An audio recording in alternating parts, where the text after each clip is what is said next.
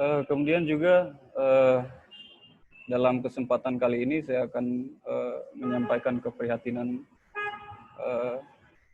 kami terkait dengan musibah yang menimpa saudara-saudara kita di Masamba, dan rekan-rekan penyelenggara telah membuka donasi yang akan diberikan kepada saudara-saudara kita di Masamba, dan untuk lebih lanjutnya bisa dihubungi kontak person yang telah terlampir. Selain itu, saya juga ingin menyampaikan apresiasi saya sebesar-besarnya kepada rekan-rekan Koma dan Vimars BPR 13 yang telah menginisiasi pelaksanaan kegiatan ini, yang mana tentunya dalam situasi apapun kita selalu berharap bahwa semangat kita untuk berbuat positif dan berdampak besar kepada masyarakat luas tidak pernah berhenti. Saya ingin mengucapkan selamat datang kepada rekan-rekan peserta yang telah hadir dalam kesempatan kali ini. Kemudian juga hadirin, sekaligus juga saya ingin mengucapkan selamat datang kepada Bung Yusing yang telah berkenan berkesempatan untuk menghadiri kegiatan kami ini, mewakili rekan-rekan Koma dan Vimars BPR 13. Saya menyampaikan terima kasih banyak untuk kesediaan Bung Yusing. Sama-sama, terima kasih juga sudah diundang. Masuk dalam terkait dengan diskusi kita kali ini, saya kira jelas bahwa terdapat beberapa tema, antara lain adalah tema utama kita adalah arsitektur berkelanjutan. Saya kira istilah ini bukan lagi hal yang asing bagi kita semua, yang mana dalam situasi pandemik ini tidak dapat dipungkiri bahwa berbagai pihak dituntut untuk kembali mempertimbangkan wacana ini dalam kaitannya dengan pola perekonomian, pengelolaan pangan, dan tentunya tidak luput pula pengembangan arsitektur di masa mendatang. Kemudian terkait dengan subtema reposisi keberpihakan arsitektur, saya kira situasi pandemi COVID-19 mengantarkan kita pada momentum reflektif terkait dengan keberpihakan kita dalam berarsitektur, dan tentunya terma keberpihakan ini selalu hadir dalam situasi-situasi krisis, kemudian dalam konflik, segregasi, dan berbagai problematika sosial ekonomi lainnya. Dan terkait wacana keberpihakan arsitektur, saya kira terdapat banyak sekali tokoh-tokoh arsitek nasional yang kita kenal, antara lain seperti Romo Mangun dengan proyek Kalicode dan wacana Wastu Citra yang dia bawa.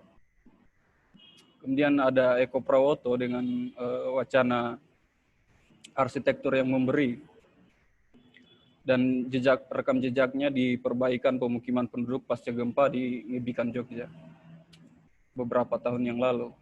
Kemudian ada Yuli Kusworo dari arsitektur komunitas, Andrea Fitrianto dari arsitektur Sun Frontieres Indonesia, dan tentunya pembicara utama kita kali ini Bung Yusing Lim dengan wacananya arsitektur untuk semua dan pengembangan konsep arsitekturnya yang fokus pada beberapa, antara lain adalah rumah tangga bencana dan rumah murah. Terkait dengan pembicara utama kita, saya kira nama Bung Yusing bukan nama yang asing lagi bagi kita semua, yang mana Bung Yusing sudah berkarir sejak tahun 1999, merupakan founder dari Studio Akanoma. Dalam perjalanan karirnya, Bung Yusing kemudian dikenal sebagai arsitek yang mengangkat wacana arsitektur yang non-elitis dan dapat diterima oleh semua kalangan. Hal ini dapat dilihat dengan pengembangan-pengembangan konsepnya, antara lain adalah rumah murah, rumah yang ramah lingkungan, kemudian terkait dengan isu perubahan iklim, pengembangan arsitektur tanggap bencana, dan lain sebagainya.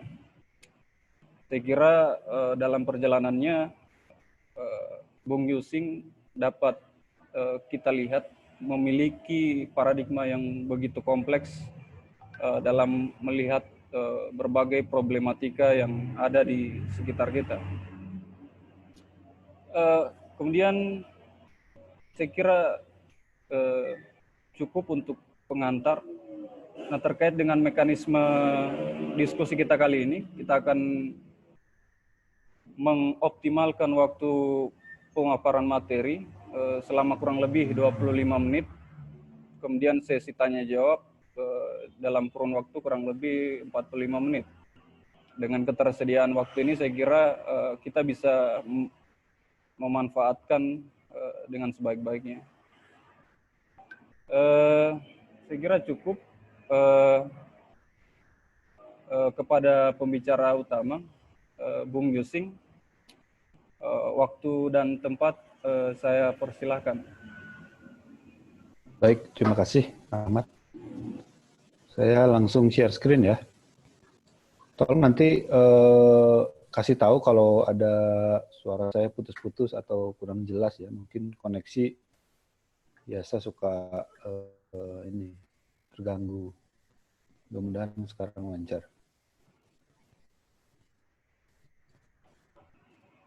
Lihat kan layar. Apakah layarnya sudah masuk? Iya. Sudah masuk ya? Oh ya. Bisa saya mulai langsung ini? Bisa, Bung. Oke. Ya, hari ini kita akan bercerita tentang arsitektur berkelanjutan yang saya kira tema yang terus-menerus perlu dibahas terutama dalam konteks COVID ini ya.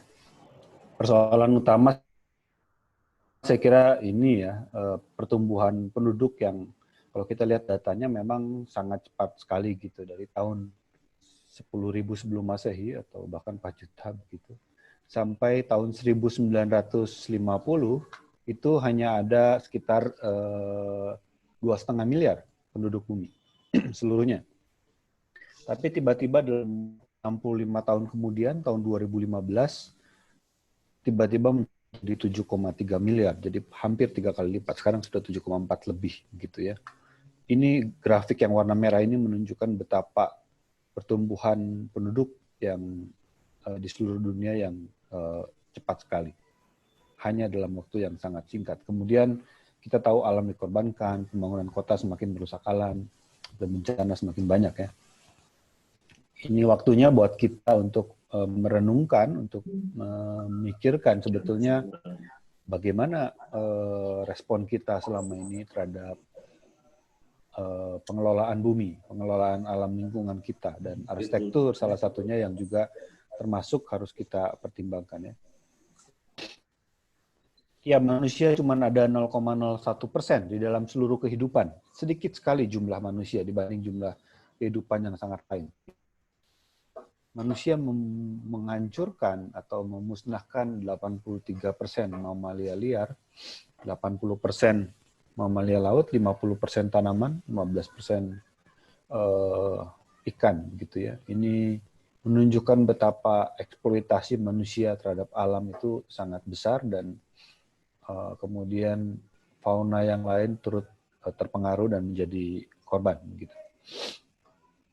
Kenapa kita bicara arsitektur yang harus merespon perubahan iklim? Karena energi terbesar di dunia digunakan oleh sektor bangunan, 35%. Ini data tahun 2010 ya, akan berubah-berubah terus, tapi kira-kira memang sektor bangunan itu menggunakan banyak sekali energi di dunia. Sisanya transportasi dan industri. Gitu. Lalu dari semua energi yang dipakai itu 78% energi fosil, sisanya masih disebut renewable. terbarukan 19,2%, sementara nuklir hanya 2,5%. Nah, betulkah yang 19,2% yang diharapkan akan bertumbuh itu betul-betul renewable, benar-benar energi terbarukan atau energi yang bersih sebetulnya? Ya, itu juga kita akan lihat. Kalau kita lihat beberapa tayangan di YouTube, Planet of the Humans dari Michael Moore, teman-teman perlu nonton ini, membosankan tetapi isinya sangat penting gitu, tentang penggunaan energi. Lalu pembahasan yang sangat gamblang, lugas tentang apakah energi-energi terbarukan itu bisa menyelamatkan bumi kita, begitu ya. Mengapa sebetulnya tidak bisa sebetulnya begitu ya. Kemudian ada satu artikel yang teman-teman bisa baca, The Myth of Renewable Energy, mitos dari energi terbarukan. Kalau mereka bilang energi terbarukan atau energi bersih yang sering dikampanyekan gitu, sesungguhnya energi-energi ini dari solar, dari hydro atau air ya, dari angin, dari geothermal, itu tidak betul-betul bersih, tapi mereka masih menggunakan banyak sekali material-material yang tidak terbarukan, merusak alam lingkungannya, menyebabkan polusi, membuat banyak sekali sampah sisa material,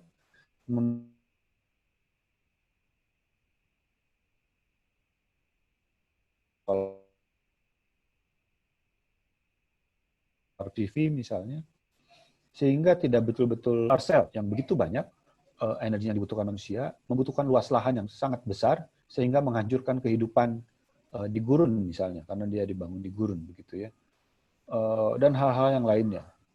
Pada akhirnya biayanya menjadi tinggi, dan lalu kemudian yang kita bayangkan kayaknya matahari, betul matahari terbarukan, tetapi pembangkit energinya menjadi listrik, termasuk angin dan lain sebagainya, itu tidak terbarukan kan. Kita tetap menggunakan semen, kita tetap menggunakan beton, menggunakan kaca, besi dan lain sebagainya begitu ya.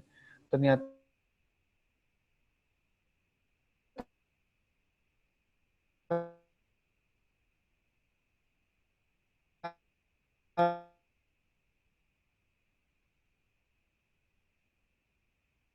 buat energi yang baru, yang lebih bersih, itu beralih sebagian besar menggunakan biomass, tidak lagi solar atau angin, karena porsinya sangat kecil, terlalu mahal, operasionalnya sangat tinggi, kerusakannya banyak, akhirnya ditinggalkan ya. Biomass ini menjadi energi yang diharapkan, konsepnya adalah energi bersih. Biomass konsepnya itu adalah membakar sampah dari kayu-kayu organik, gitu, sampah kayu, material-material organik yang dibakar, kemudian menghasilkan listrik, minyak dan lain sebagainya. Termasuk biofuel juga membuat minyak dari bahan-bahan organik ya. Tetapi ketika mereka itu adalah bagaimana mereka banyak sekali pembangkit biomass, akhirnya mereka membutuhkan sampah yang mereka sebut wood chips, potongan-potongan kecil dari kayu-kayu yang tadinya konsepnya kayu, sesungguhnya tidak cukup gitu. Akhirnya sampah kayu itu merupakan penghalusan dari pohon. Pada akhirnya mereka menyedot pohon. Foto yang sebelah kanan adalah contoh foto bagaimana sebetulnya itu bukan lagi sampah kayu, tapi betul-betul pohon yang ditebangi, yang dipakai untuk menjadi bahan bakar pembangkit listrik. Jadi pohon yang tumbuhnya bisa puluhan tahun, kemudian dibakar hanya dalam waktu beberapa menit atau detik begitu, untuk menghasilkan listrik yang kemudian habis dan sangat cepat. Dan pada akhirnya sumber-sumber kayu ini tidak lagi cukup dipasok oleh negaranya sendiri dari Amerika, tetapi termasuk diimpor dari Indonesia salah satunya, dan dari negara-negara yang lain begitu. Jadi ini energi yang mengerikan buat saya gitu ya, karena biomass yang sedemikian besar digunakan di seluruh dunia itu betul-betul dalam jangka waktu hitungan detik menghabiskan banyak sekali kayu, dan akhirnya hutan-hutan menjadi korban karena dari mana lagi kayu-kayu itu berasal kalau selain dari hutan gitu. Jadi harapannya sebetulnya yang kita sebut-sebut energi terbarukan itu masih berupa mitos, masih tidak menyelamatkan bumi, tetapi justru ilmuwan mengatakan bahwa nuklirlah energi yang bisa menjadi harapan kita, pembangkit energi nuklir. Walaupun menghasilkan limbah yang harus dikelola, tapi limbahnya jauh lebih sedikit dibanding limbah dari energi-energi yang lainnya. Ini contoh energi listrik yang di gurun ya, sebelah kiri itu membutuhkan lahan 450 kali lebih besar daripada energi nuklir yang berupa bangunan. Dan energi nuklir itu tidak, karena ukurannya sangat kecil, tidak menghabiskan ruang terlalu besar begitu. Termasuk penggunaan materialnya pun sangat sedikit ya. Jadi sebetulnya harapan kita pada nuklir terbalik atau tidak, tapi antara Jerman dan Prancis itu sama-sama mobilnya merupakan mayoritas mobil listrik, bukan lagi mobil solar atau bahan bakar dari fosil ya, dari bensin begitu ya. Tetapi mereka sudah merupakan energi listrik. Hanya saja, kalau tidak salah, mudah-mudahan saya tidak ketukar, Prancis itu sudah menggunakan energi nuklir, Jerman belum energi nuklir. Jadi listriknya bukan dari nuklir. Sehingga biayanya di Jerman itu energi listrik buat kendaraannya bisa berkali-kali lipat lebih mahal dibanding energi listrik yang dihasilkan dari Prancis misalnya. Ini salah satu lagi bukti yang jelas bagaimana nuklir itu menjadi harapannya. Nah, kalau kita bergantung, yang baru ada ukuran dalam merespon isu-isu perubahan iklim, yang terukur sementara ini baru ada arsitektur hijau. Maka negara-negara membuat parameter gedung hijau, bangunan hijau, kota hijau, begitu. Sebenarnya bagaimana sih peran bangunan hijau dalam kelestarian? Lihat grafik ini, dibuat oleh Pak Nirmal Kisnani dari bukunya Greening Asia. Kalau bangunan yang tidak peduli dengan parameter-parameter bangunan hijau, itu masih sangat merusak ya, business as usual. Sementara bangunan hijau juga sama, dia masih ada dalam kuadran negatif. Hanya saja merusak lebih sedikit, begitu dibanding building as usual. Sementara kalau mau sustainable, mau lestari, kita harus ada dalam posisi nol, tidak ada perubahan. Bumi berputar seperti pada kondisi yang sama, lestari, tetap, tidak ada yang berubah. Tidak ada yang bertambah, tidak ada yang berkurang, kira-kira begitu. Itu kondisi sustainable, nol, begitu ya. Sementara kalau green building, dia baru menghemat 30-45% energi dan masih memberikan dampak negatif. Yang lebih sulit lagi tentu net positive development ya, melakukan hal yang lebih baik. Jadi tadinya tidak menghasilkan energi sama sekali atau bahkan menggunakan energi, sekarang bisa menghasilkan energi. Tetapi ini masih dalam lingkup yang sangat mahal selama ini karena biayanya terlalu tinggi dan tidak masuk akal untuk menjadi bangunan-bangunan operasional yang normal begitu. Karena untuk misalnya untuk menghasilkan energi yang berlebih-lebihan maka harus memasang solar cell sebanyak mungkin. Itu sangat mahal. Solar cell pun ada usianya yang akhirnya rusak. Dan tidak bisa dioperasionalkan untuk bangunan itu mendapatkan keuntungan. Akhirnya selalu tekor begitu misalnya. Jadi untuk net positif itu masih sangat sulit, baru dalam konteks riset yang baru bisa dibuat ya. Akhirnya kita pengen tahu seberapa jauh sih dampak atau peranan arsitektur hijau kan yang selama ini kita pelajari dan didorong untuk menerapkan arsitektur hijau. Kita melihat yang skalanya lebih besar, maka kota yang hijau. Di mana sih kota di seluruh dunia yang paling hijau? Singapura yang menarik adalah tetangga kita itu juara 2 dunia. Kalau di dalam konteks kota ya, walaupun Singapura negara ya, tapi karena terlalu kecil jadi bisa diperbandingkan dengan kota skalanya. Dia kota yang juara 2 dunia dalam performa kota hijau, pencapaian bangunan hijau. Karena itu dihitung dari landscape, dari performance bangunan, dari policy atau kebijakan, dan juga dari lingkungan dan budaya ya. Singapura juara 2 setelah Paris. Tetapi dalam jumlah persentase bangunan hijau, Singapura masih tinggi, juara 3 setelah London, 68% bangunannya green building, Paris 64%, Singapura 48%. Ya kita anggap tadi performanya ya, bukan jumlah bangunan hijaunya ya. Singapura tapi masih juara 3 dalam jumlahnya. Tapi apa yang terjadi dengan prestasi yang sedemikian hebat, juara 2 dunia, juga ini lagi, Singapura punya kanopi pohon, dihitung dari citra satelit dalam penelitian, karena ruang hijau belum tentu sama dengan jumlah kanopi pohon. Ada ruang hijau belum tentu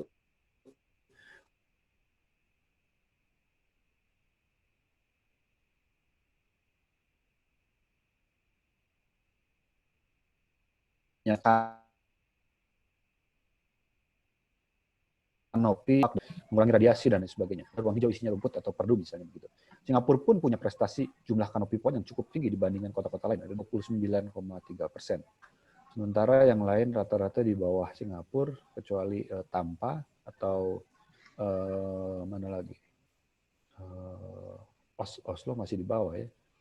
Vancouver yang sangat terkenal dengan kebijakan hijaunya pun baru 25,9%.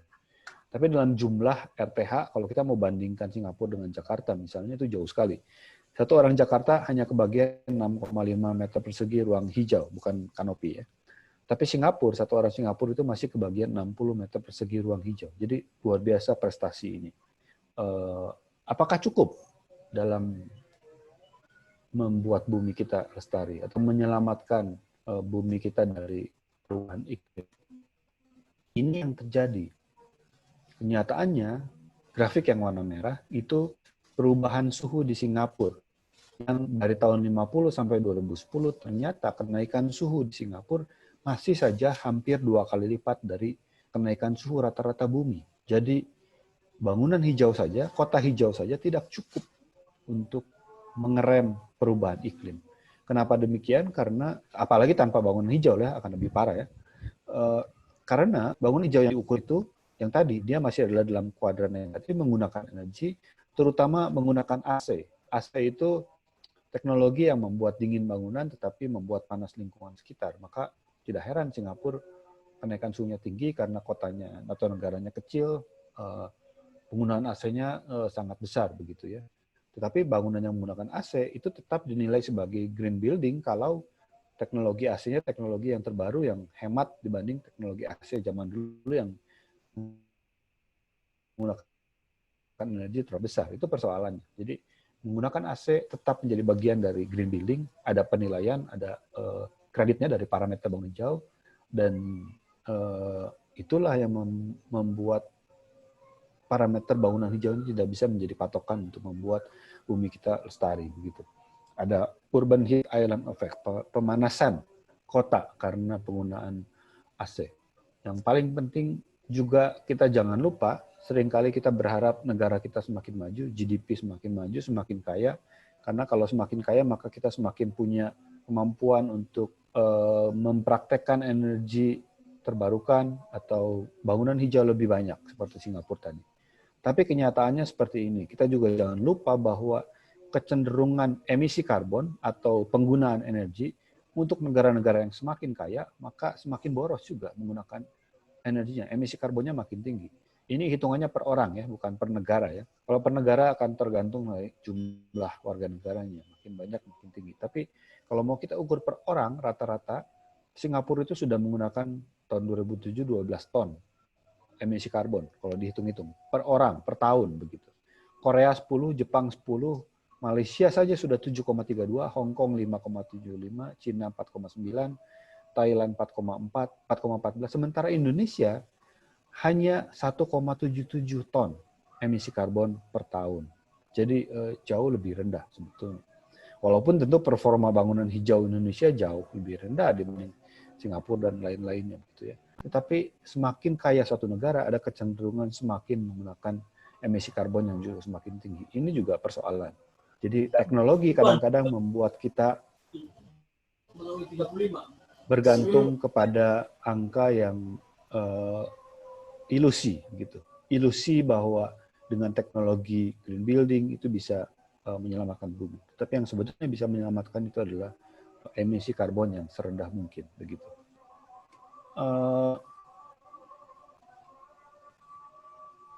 Kita juga tidak mungkin melepaskan diri dari faktor ekonomi ya, persoalan penting ya, karena ekonomi tadi sangat juga mempengaruhi bagaimana kita menggunakan energi begitu.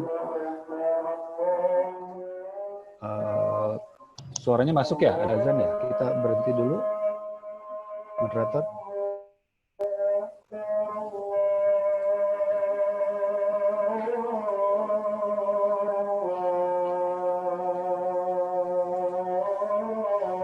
Barangkali bisa ditunggu dulu beberapa saat. Kita tunggu dulu ya.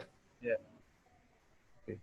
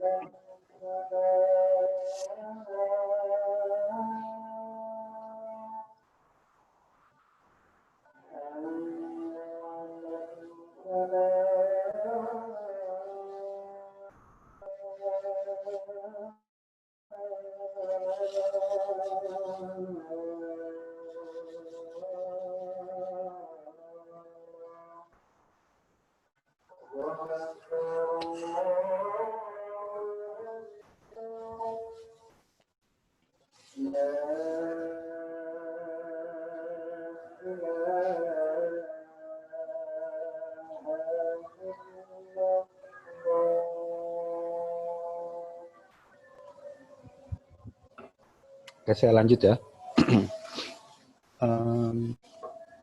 Ya ini kondisi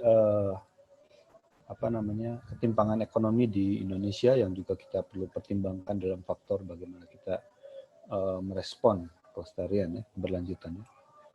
Masalahnya ada di sini. 10% orang terkaya di Indonesia menguasai 77% kekayaan nasional. Lebih mengerikan lagi, 1% yang terkaya itu menguasai 49% kekayaan nasional. Berarti 9% sisanya hanya sekitar 18%. Ya. Tetapi 40% penduduk, ya kira-kira 100 juta orang miskin di Indonesia yang paling bawah, itu hanya kebagian 1,4% kekayaan nasional. Jadi sangat timpang gitu. Dalam kepemilikan lahannya, ini lebih parah lagi, 0,2% orang terkaya di Indonesia itu menguasai 74% lahan. Yang memang kita pakai cara yang sangat liberal ya dalam pengelolaan lahan, masih sangat bebas. Siapa yang mampu beli, dia akan beli. Begitu, tidak ada kontrol. Sementara 99,8% hanya berebut dengan 26% lahan. Yang artinya semakin sulit masyarakat secara umum bisa memiliki lahan, dan kalau tidak punya lahan maka akan semakin sulit untuk membangun rumah dan lain sebagainya. Kenapa ini bisa terjadi? Karena ternyata Indonesia juga diukur oleh The Economist tahun 2016 peringkat ke-7 dalam indeks kapitalisme kroni. Jadi sistem kapitalisme suatu negara yang dibangun berdasarkan kedekatan para pengusaha dengan penguasa. Ini masalah utama. Jadi pertanyaannya, arsitektur melayani siapa? Bukankah sudah menjadi bagian dari masalah? Bukankah kita selama ini melayani bagian dari mereka yang ada di atas, ya, mereka yang lebih mampu dibanding masyarakat penduduk yang ada di bawah, begitu. Jadi ini persoalan yang juga kita hadapi. Ini contoh kapitalisme kroni dan bagaimana masyarakat juga tidak mendapatkan perhatian yang cukup dari pemerintah sebetulnya dalam menghadapi ini, ya. Ini saya urutkan berita artikel online secara kronologis beberapa dari tahun 2015 di Gunung Kidul. Investor terus serbu Gunung Kidul. Warga Gunung Kidul minta tanahnya dilindungi dari incaran investor. Sangat gamblang judul beritanya dan isinya sangat jelas, warga minta dilindungi. Apa jawaban pemerintah? Pemkab Gunung Kidul undang investor bangun hotel. Jadi nggak nyambung sama sekali ya. Investor serbu, Gunung Kidul warga minta dilindungi, sementara pemerintah malah mengundang investor untuk bangun hotel. Ada berita lagi di Gunung Kidul investasi sudah membabi buta, ini 2017. 2018 warga sebut kawasan Gunung Kidul dikuasai investor. Jadi wisata yang dibangun oleh pemerintah itu pada akhirnya juga dikuasai investor, bukan lagi dinikmati oleh masyarakat. Apa jawaban pemerintah pada akhirnya? Walaupun warga sudah menyebut lahan wisata yang sudah dikuasai investor, responnya masih sama. Gunung Kidul perbaiki infrastruktur untuk gayat investasi.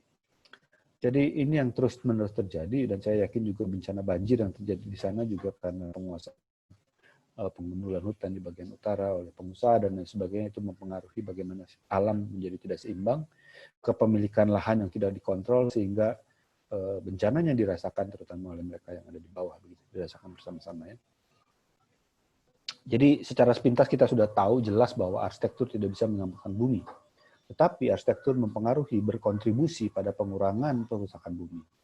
Nah, responnya saya kira tidak bisa seragam, ini pembahasan yang panjang, tapi kita perlu tahu bahwa respon arsitektur dalam konteks keberlanjutan ini mungkin perlu dipilah-pilah, dipisahkan berdasarkan konteks kotanya, apakah dari kota yang padat, kota yang besar misalnya, atau di pinggiran kota, atau bahkan di pedesaan. Ada respon yang berbeda, tidak bisa satu formula yang sama untuk semua, begitu.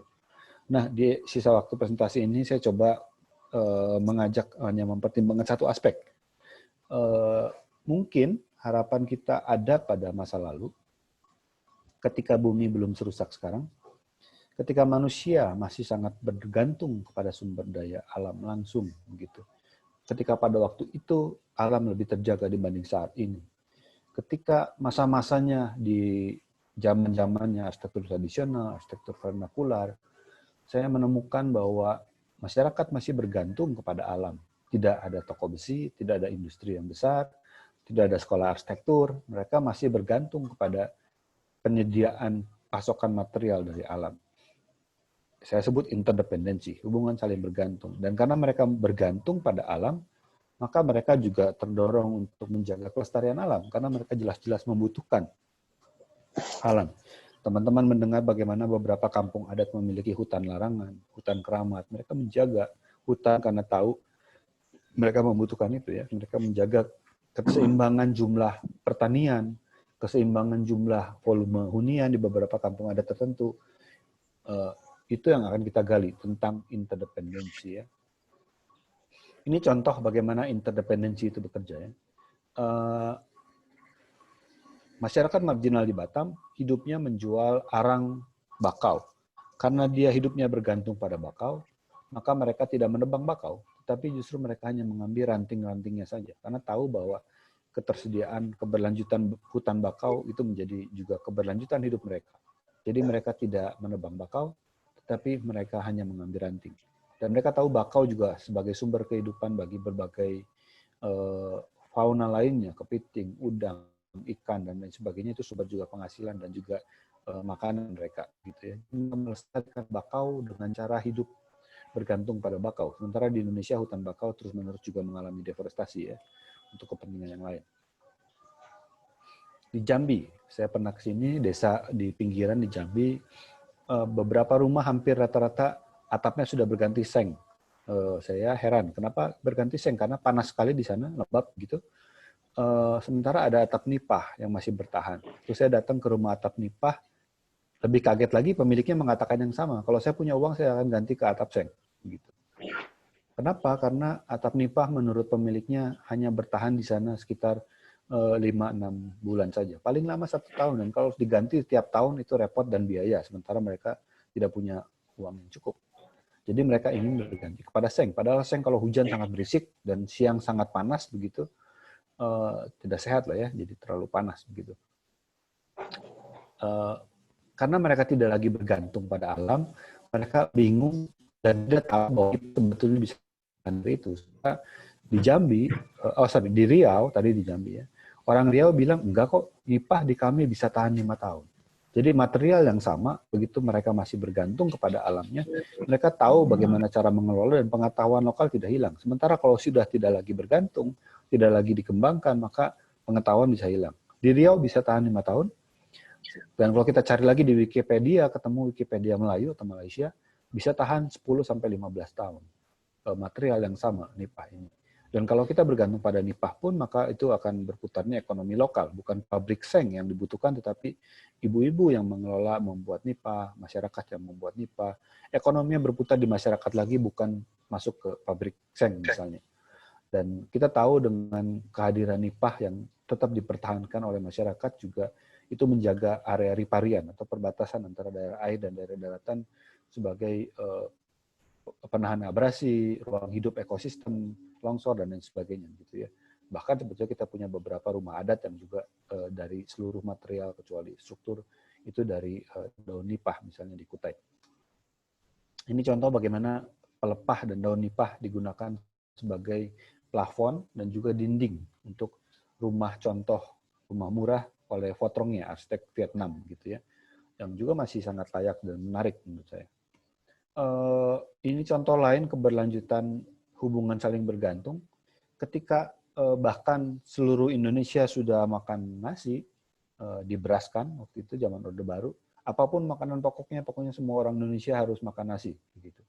Jadi semua makan nasi. Dan akhirnya orang Maluku yang dulunya makanan pokoknya adalah sagu, mereka sudah makan nasi. Jadi sagu menjadi makanan yang juga sudah tidak lagi semua orang makan sebagai makanan pokok, hanya sesekali saja, kadang-kadang hanya tinggal generasi nenek kakek, anak-anak muda sudah makan beras, begitu ya.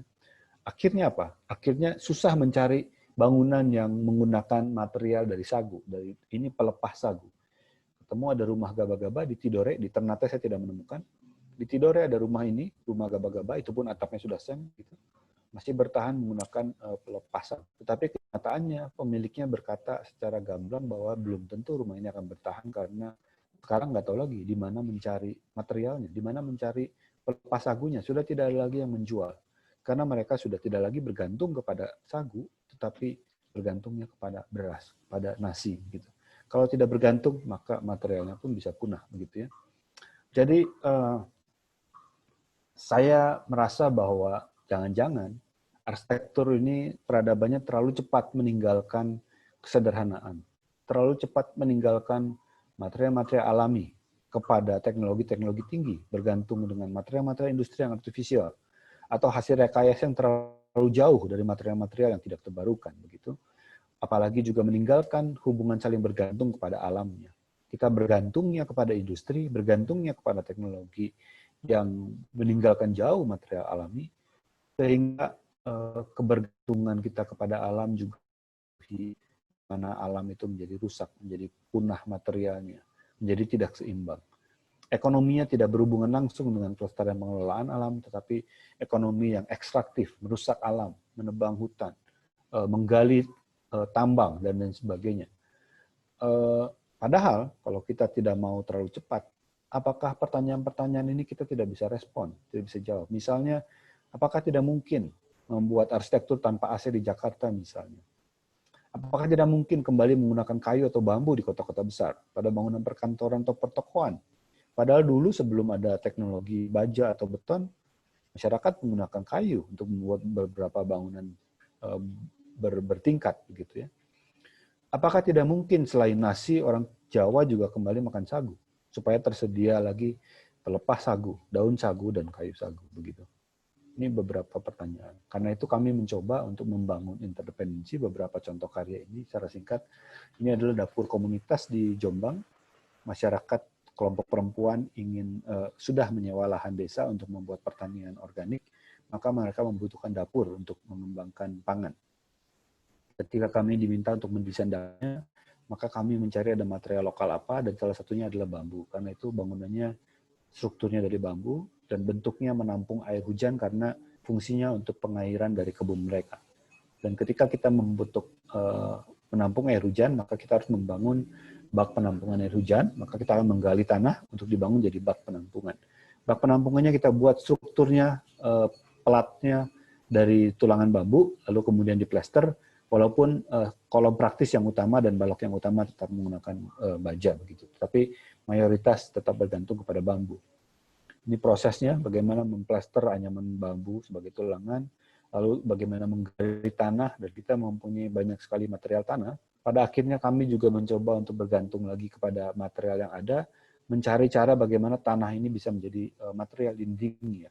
Tidak lagi menggunakan batu bata, tetapi seperti desain awalnya, tetapi dindingnya menggunakan anyaman bambu yang kemudian diplester oleh campuran tanah. Beberapa percobaan akhirnya dapat formula ini sesuai dengan tanah yang ada di sana. 2 tanah, 1 jerami, 1 sekam, dan 1 kotoran sapi. Semuanya, dan kapur ya. Atau semuanya materialnya ada di desa ini. Jadi betul-betul bergantung lagi kepada material yang ada di sekitar. Dan proses membangunnya pun karena pakai konstruksi tanah bisa dilakukan bersama-sama gotong royong oleh orang kota, anak-anak semua bisa ikut bareng-bareng membuat dindingnya begitu. Dan ketika ini dibangun, barulah ketahuan memang betul bahwa ada masalah dalam interdependensi, hubungan saling bergantung. Tukang yang ada di sana yang kita pakai, profesinya sebagai tukang, seumur hidup tinggal di desa itu, tapi baru kali ini menggunakan bambu sebagai material konstruksi. Padahal mereka punya banyak sekali bambu di desanya. Ini satu lagi contoh bagaimana hubungan bergantung kepada alam sudah sangat tipis atau bahkan hilang gitu ya. Melalui proyek ini kami berharap mudah-mudahan masyarakat mulai lagi mempertimbangkan alamnya, mulai lagi punya hubungan bergantung dengan bambunya, bukan hanya sekedar menggunakan material dinding atau material perabot, tapi mereka mempertimbangkan seperti yang diajarkan pada proyek ini, bagaimana menebang bambu, bagaimana mengawetkan bambu, bagaimana membuat konstruksi bambu yang proper, yang layak, gitu, supaya mereka bisa menjaga kelestarian hutan bambu yang ada pada desanya. Dan tentu juga nanti akan terpengaruh dengan ketersediaan air tanah, longsor yang terjaga, dan lain sebagainya, karena kehadiran hutan bambu, begitu ya. Berikutnya kami juga merespon bagaimana ekonomi berputar di masyarakat, tidak pada investor atau pengusaha besar. Karena itu kami membantu mendesain homestay bambu di Dieng. Dieng salah satu tempat wisata yang menarik di Jawa, kampung yang tertinggi di Indonesia kayaknya, salah satu di dunia keberapa begitu perkampungan yang tertinggi, tapi termasuk yang paling atas begitu, pasti 5 besar atau 10 besar. Jadi punya tempat wisata yang sangat menarik, punya peradaban candi-candi dan lain sebagainya. Kami mencoba untuk bergantung dengan kembali lagi menggunakan bambu yang juga banyak di sana, dan ekonominya, ekonomi yang berputar dengan masyarakat. Jadi lahannya tidak berupa lahan yang dibeli oleh investor, tetapi bekerja sama dengan pemilik lahan, tidak juga disewa jangka panjang karena uang sewa sangat rendah gitu, pemilik tidak dapat apa-apa, tapi juga merupakan usaha bersama. Homestay ini dibangun bersama antara investor dan dikerjasamakan dengan pemilik lahan. Kami hanya membantu desainnya saja gitu, untuk menjadi homestay di Dieng ya. Itu ada Instagramnya mikroba_dieng. Kami juga mencoba untuk membuat rumah yang memiliki hutan mini di Pontianak, Kalimantan, salah satu yang mengalami deforestasi terbesar di Indonesia. Karena itu rumah di Pontianak, di Kalimantan ini kami buat menyisakan lahan di dalam rumah, punya kita sebut hutan mini, yang ditanami beberapa pohon. Awalnya ada 5, kemudian dikurangi karena mengganggu, terlalu padat begitu. Tetapi sekarang masih tetap bertahan beberapa itu, sehingga pada akhirnya rumah ini hampir tidak menggunakan AC sama sekali, walaupun di Pontianak, begitu, yang panas dan lembab begitu. Kecuali di satu ruang karaoke ya, ruang kerja ini berubah menjadi ruang karaoke yang tertutup supaya tidak berisik ke tetangga. Tutup sepenuhnya maka harus menggunakan AC, kira-kira begitu. Yang lainnya tetap masih terbuka, angin mengalir, suhunya bisa turun sekitar 5 derajat karena kehadiran pepohonan, baik di depan maupun di dalam rumahnya. Berikutnya di Gunung Kidul, kita juga merespon membuat fasilitas belajar lingkungan yang sekarang juga menjadi tempat wisata, orang menginap begitu, semacam mini resort begitu. Di sana kita menggunakan material-material lokal, beberapa rumah lokal yang tidak dipakai lagi ditinggalkan penghuninya yang bermigrasi ke kota, maka rumahnya ditinggalkan dan rusak lama-lama, maka itu juga kita pakai, rumah joglo bekas atau rumah limasan bekas kita renovasi begitu.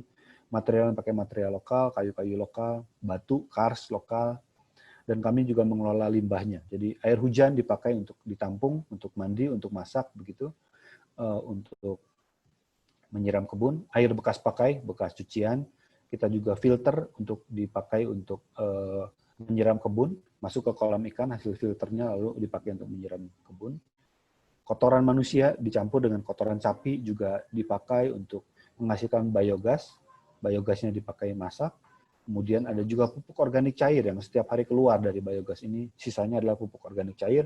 Pupuknya dipakai untuk memupuki perkebunan, pertanian, punya kelompok tani di sekitarnya. Ini proses tahap-tahap awal dan belum semuanya dibangun begitu ya. Tapi sekarang sudah banyak petani yang sangat mengurangi membeli pupuk karena mendapatkan pupuk dari biodigester ini ya, sisanya masih dapat pupuk begitu. Terakhir, kita perlu diajak untuk mengurangi emisi karbon sebanyak mungkin, artinya mengkonsumsi emisi karbon sekecil mungkin. Mungkin ini pilihan buat orang-orang yang lebih mampu ya, tidak harus menjadi orang miskin tentunya. Tetapi bagaimana kita bisa memperkecil emisi karbon dengan membuat rumah sekecil mungkin. Ini konteks riset, maka masih dalam konteks yang sangat berani begitu, membuat rumah, bagaimana bila rumah itu hanya seukuran satu parkir mobil, hanya 2,5 meter kali 5 meter ya. Rumahnya sebetulnya hanya 2,5 kali 3,5 meter, ada teras sekitar 1,5 meter. Itu harus berisi 1 kamar tidur, 1-2 kamar anak, 1 dapur, 1 kamar mandi, mesin cuci masuk di dalamnya, ada 1 ruang makan dan ruang keluarga. Akhirnya bisa juga ternyata, jadi ini ada ruang duduk di ruang keluarga multifungsi berupa rak begitu, jadi bawahnya untuk penyimpanan. Tetapi malam hari tentu ini bisa dipakai untuk tempat tidur juga sebetulnya ya, karena ukurannya sekitar 60 kali 2 meter. Di atasnya ada juga tempat tidur anak satu, ukurannya sekitar 60 atau 70 atau 80, saya lupa. 70 kayaknya, 70 kali 2 meter itu buat satu anak. Tangga, di bawah tangga untuk dapur, dan ada lemari yang bisa dibuka menjadi meja begitu ya. Kemudian di bagian belakangnya kamar mandi dan mesin cuci, dan di atasnya bisa untuk 1 kamar tidur orang tua yang bisa dipasang dinding kalau mau kira-kira. Ini waktu proses konstruksi, teman-teman bisa lihat nanti di YouTube, saya sertakan contoh linknya ya.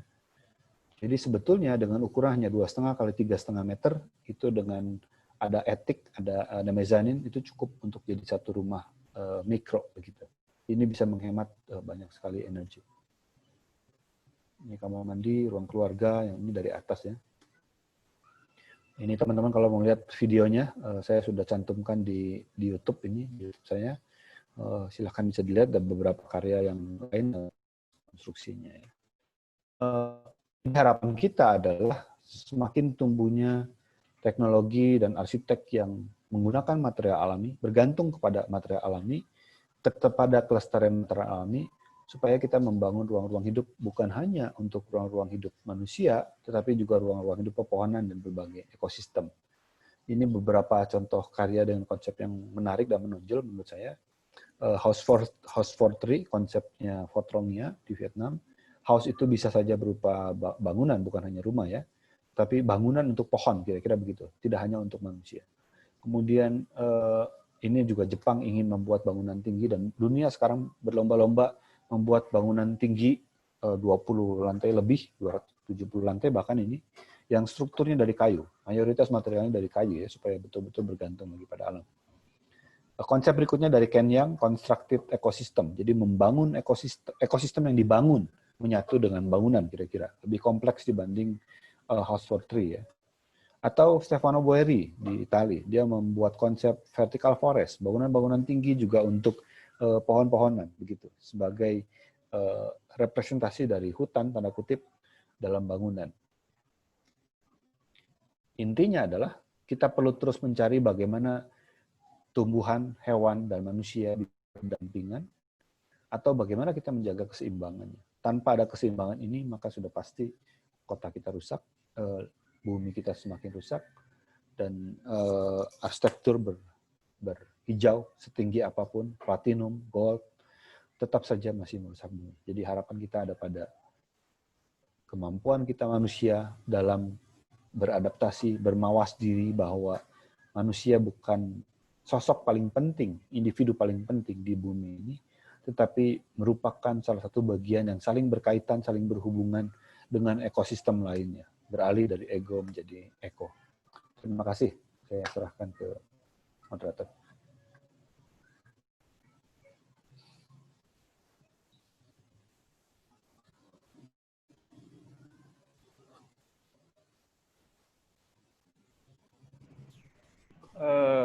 Oke, pemaparan yang sangat menggugah dari Bung Yosing dengan pemaparan yang begitu deduktif. Bagaimana kemudian kurang lebih kita dapat menarik kita dapat merangkum beberapa kesimpulan, antara lain bahwa pada dasarnya pengembangan industri dan pengelolaan energi yang kurang optimal berdampak besar pada pengerusakan alam.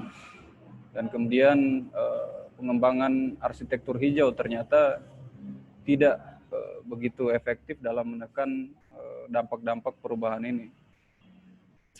Dan saya kira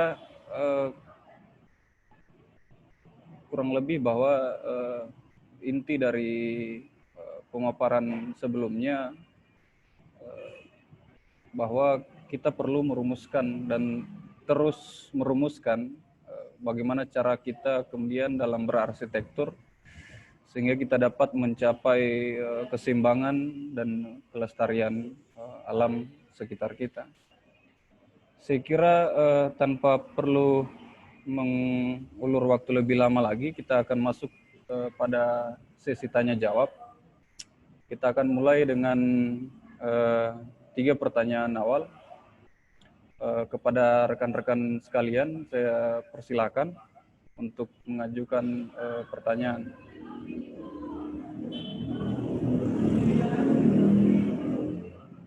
Ya, saya persilakan untuk pertanyaan pertama. Bung Amal barangkali.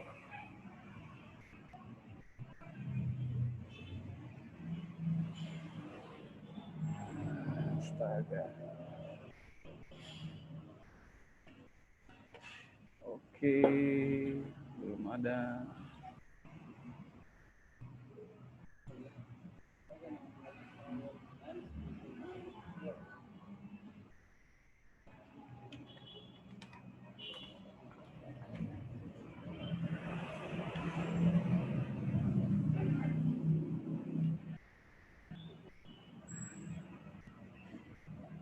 Ya, baik.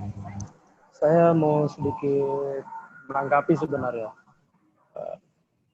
Gini Kang, semenjak arsitek menjadi sebuah profesi, saya kira ini menjadi dampak juga terhadap di komersialisasikannya praktek berarsitektur.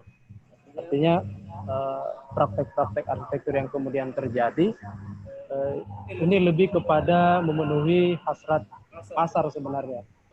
Kalau menurut saya, itu tanggapan Kang Yosing seperti bagaimana sih? Maksudnya keterkaitan profesi kita ini sebagai arsitek seperti begitu.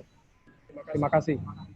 Ya, saya kira tidak ada pilihan ya, karena dunia sudah berubah begitu. Setiap profesi pasti juga terpengaruh dengan sistem pasar begitu ya. Tapi sebetulnya ada alternatif tadi. Jadi yang kami coba di Akanoma itu adalah mencoba menjaga keseimbangan itu ya. Tanda garis bawah mencoba begitu, berusaha terus-menerus menjaga keseimbangannya begitu. Jadi tidak selalu semua proyek kami proyek yang permintaan pasar, tapi kadang-kadang kami juga menggunakan waktu kami untuk mencari riset, misalnya bagaimana mengembangkan perumahan sosial, bagaimana mencari kampung susun yang paling baik, bagaimana solusi-solusi buat permukiman yang terjangkau seperti halnya rumah mikro tadi, itu bagian-bagian dari riset yang kami kerjakan gitu ya. Bagaimana kita bisa bekerja sama dengan tempat-tempat wisata supaya warga lah yang menjadi subjek dari pengelolaan wisata, bukan lagi investor dan lain sebagainya. Jadi masih ada pilihan-pilihan seperti itu saya kira, dan itu penting supaya kita punya alternatif sebetulnya dalam merespon, tidak hanya mengalir dalam kondisi yang memang sekarang masih sistem ekonomi kita kapitalisme kroni tadi ya. Jadi respon-respon seperti ini saya kira sangat penting gitu. Saya berharap sebetulnya teman-teman mahasiswa atau arsitek-arsitek muda nanti juga bisa bukan lagi berharap hanya sekedar bekerja di konsultan atau menjadi konsultan kantor yang biasa, tapi bisa bekerja bersama masyarakat misalnya. Masyarakat kita sangat membutuhkan bantuan dalam pengembangan kawasan perkampungannya, kawasan permukimannya, supaya menjadi kawasan-kawasan yang hidup. Karena kalau tidak ada peran kita, maka pada akhirnya lahan itu akan sebagian dikuasai oleh mereka yang punya modal besar. Di Jakarta sudah terjadi, di Bandung sudah terjadi, saya kira Kendari juga ada. Bagaimana rumah-rumah warga dibeli oleh mereka yang bermodal besar, kemudian berubah. Yang tadinya permukiman lama-lama menjadi kawasan bisnis, kawasan ekonomi, dan semua perputaran ekonominya dinikmati oleh masyarakat yang, oleh mereka yang lebih mampu, oleh mereka yang punya modal besar ya. Beda ceritanya kalau kita mau mencari cara bagaimana mendampingi masyarakat atas lahan-lahan yang strategis di kota itu bisa menjadi kawasan yang hidup, tapi dimiliki oleh masyarakat. Bekerja sama bersama masyarakat, bekerja sama dengan pembiayaan yang bisa dicari dan lain sebagainya. Saya kira begitu. Ya, Dan saya kurang setuju ya sebetulnya dengan cara bekerja LSM zaman dulu ya. LSM zaman dulu kan bergantung kepada donatur. Mereka tidak menciptakan penghasilan sendiri. Jadi LSM itu banyak yang sangat bergantung kepada donatur. Gitu. Kalau tanpa donatur mereka nggak bisa bekerja. Nah, saya kira mereka yang mendampingi masyarakat harus juga dalam konteks sebaiknya adalah bisnis sosial. Ya. Tetap dalam koridor bisnis, tetapi bisnis sosial, bukan bisnis kapitalis yang merusak, tetapi dan lebih.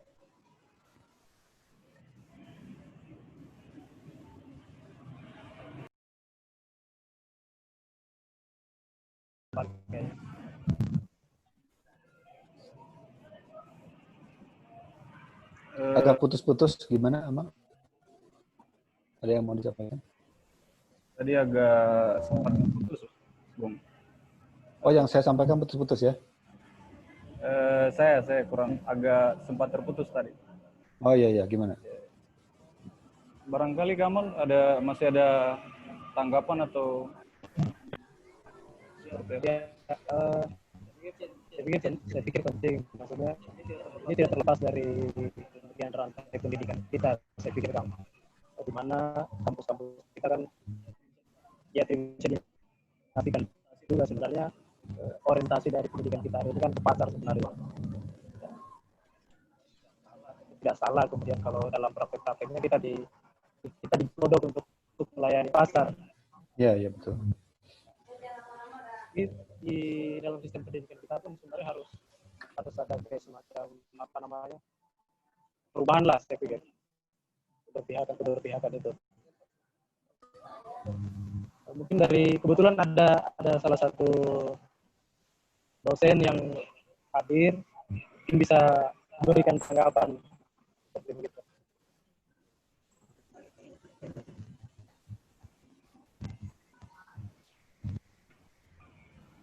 Ada pertanyaan dari Zaidan tuh. Moderator mungkin bacakan atau mau bicara langsung, Zaidan?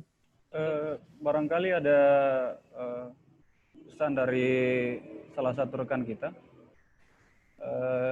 Zaidan Hibar Pilarli.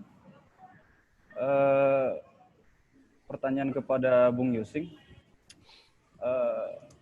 Menurut Bung Yusing, bangunan yang paling sustainable adalah bangunan dengan material alam, di mana material alamiah ini yang paling sering digunakan adalah kayu dan bambu. Kemudian apakah material ini dapat bersaing dengan material industri seperti baja dan besi? Dan juga bagaimana dapat diterima oleh masyarakat luas? Kurang lebih seperti itu pertanyaan dari rekan kita ini, Bung Yusing. Barangkali bisa ditanggapi. Ya, saya kira yang penting tadi yang saya ingin sampaikan intinya adalah interdependensi ya, hubungan saling bergantung, termasuk teknologi sebetulnya. Jadi kalau teknologi yang dikembangkan adalah teknologi yang bergantung kepada material alam, misalnya dalam hal ini kayu dan bambu, itu akan semakin lama semakin bagus teknologinya, semakin mumpuni, sehingga kayu dan bambu juga bisa material yang sama kuatnya, sama awetnya seperti baja atau beton begitu. Tidak ada masalah, karena persoalan bagaimana teknologinya mengembangkan kayu dan bambu. Seperti misalnya contohnya sekarang sudah ada teknologi yang membuat kayu kan punya pori-pori, punya kepadatan tertentu begitu ya. Tapi dengan tekanan yang sangat tinggi itu membuat kayu yang semula berpori dan cukup renggang, tidak terlalu kuat, menjadi sangat padat, sangat keras, sangat kuat. Begitu. Belum lagi teknologi-teknologi pengawetannya supaya tidak dimakan kumbang dan lain sebagainya. Begitu ya. Karena itu tidak heran ada perlombaan bangunan tinggi dari kayu di beberapa dunia. Di Inggris, di Jepang ingin membuat bangunan tinggi dari kayu. Begitu. Bambu saya kira juga sama lah, material-material alam yang juga punya potensi untuk dikembangkan secara teknologi. Kalau di kayu ada CLT, cross laminated timber, jadi cara memasang kayu yang seratnya 90 derajat disusun begitu, seratnya ada yang horizontal, kemudian vertikal, horizontal terus, sehingga dia punya kekuatan dari berbagai arah menjadi lebih kuat, itu kemudian dipres. Di bambu ada namanya strand woven bambu, sama juga. Jadi serat bambu yang dibolak-balik sehingga menjadi satu balok atau satu bambu yang lebih besar dan punya struktur yang lebih kuat begitu. Jadi sangat bisa, dan semakin lama kalau semakin berkembang teknologinya, seperti handphone lah. Handphone pertama keluar kan barang mahal dan sedikit orang yang punya. Sekarang siapa sih yang nggak punya handphone? Semua punya begitu. Nah ini akan bergantung kepada kebijakan, kepada bagaimana arah negara ingin dikembangkan. Swedia, sementara Indonesia masih juara 3 dunia dalam deforestasi hutan, setiap tahun hilang hutan di Indonesia 1 juta hektar lebih. Sementara Swedia setiap tahun hutannya bertambah. Karena mereka bergantung, saya kira salah satunya ekonominya dari pengelolaan hutan. Kemudian dibuat mebel dan lain sebagainya begitu ya. Jadi itu juga persoalan yang penting. Begitu mungkin saya dan mudah-mudahan menjawab. Oke. Barangkali ada tanggapan dari Tri atau mungkin ada masalah di audio. Tapi ada pertanyaan ketiga dari salah seorang rekan kita, Tri.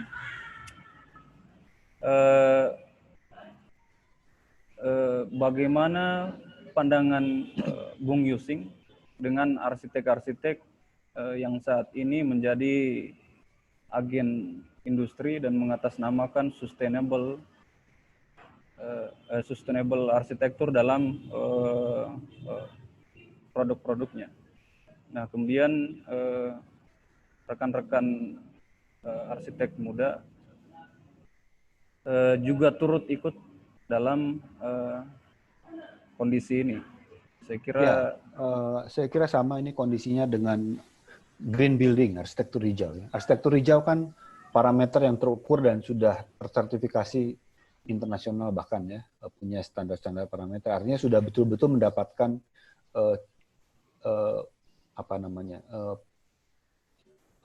piagam sebagai arsitektur hijau. Sama, material industri pun punya material industri yang mendapatkan predikat material sustainable begitu ya, tersertifikasi sebagai material hijau begitu. Tetapi persoalannya tadi kan hanya bangunan hijau saja ternyata tetap saja suhu di Singapura itu naik 2 kali lipat. Jadi dia tidak menyelesaikan persoalan bumi. Jadi dalam materi ini saya ingin mengajak teman-teman untuk kritis apakah betul material-material industri yang bersertifikasi sustain atau lestari itu betul-betul berdampak kepada kelestarian bumi. Saya kira banyak yang tidak sebetulnya karena penggunaan energi yang sangat besar dalam mengembangkan material-material itu begitu loh. Akhirnya lagi-lagi kan jualan begitu ya, jualan material, maka material yang punya predikat atau cap material hijau yang akan lebih diharapkan jadi lebih dipilih orang begitu ya. Memang itu baik ya, tanpa itu akan lebih parah sebetulnya ya. Tanpa Singapura menerapkan arsitektur hijau, maka mungkin Singapura akan lebih parah kondisinya. Tidak selesai dengan itu belum bisa menyelesaikan persoalan kita bersama. Bersama adalah memotong sebanyak mungkin. Dan dalam materi ini saya mengajak salah satu caranya, jangan-jangan kita terlalu cepat meninggalkan material lokal tadi. Kalau kita beralih lagi kepada material lokal, pertanyaannya apakah teman-teman mau rumahnya kayu misalnya? Ya kan? Jangan-jangan juga nggak mau, jadi percuma gitu. Kalau mau bagaimana caranya? Ya, kalau semua orang, sekarang itu semua orang Indonesia makan nasi.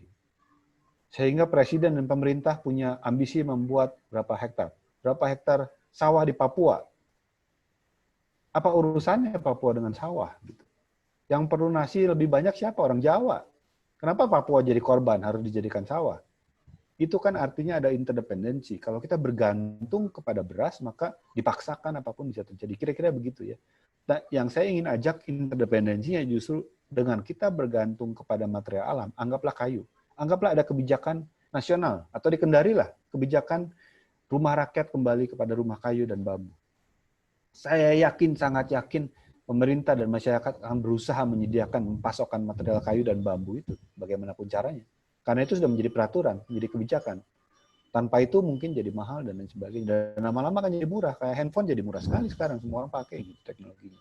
Jadi itu yang saya kira perlu disadari. Jadi kita perlu mengajak sebanyak mungkin menggunakan material alam. Bukannya tanpa bukan dengan cara misalnya menolak sama sekali material industri, saya kira, karena kita tidak mungkin juga lepas dari material industri, tapi mencoba sebisa mungkin bagaimana menambah bobot material alam yang bisa kita lakukan. Intinya ini perjalanan sangat panjang, saya kira kita kembali punya interdependensi kepada alam. Ajakannya itu.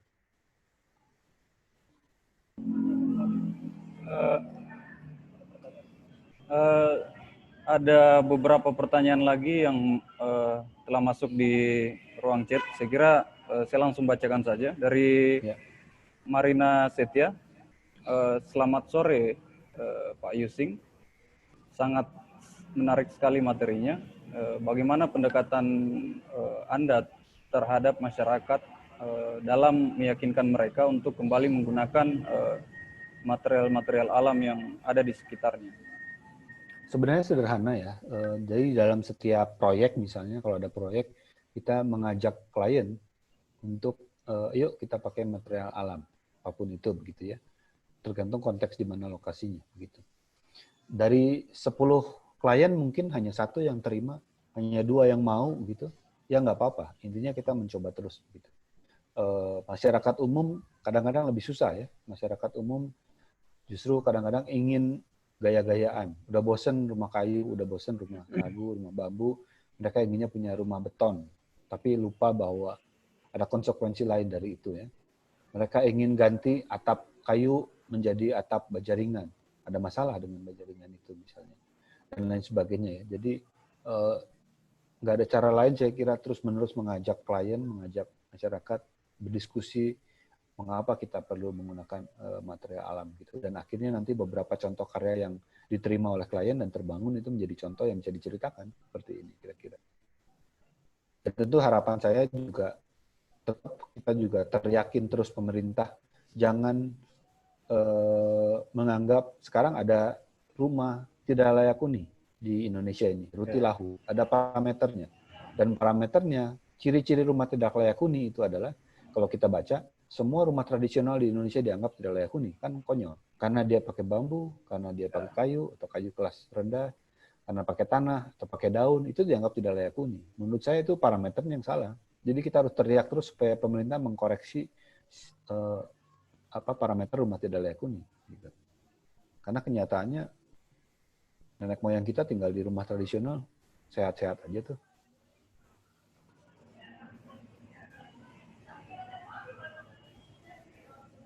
Oke.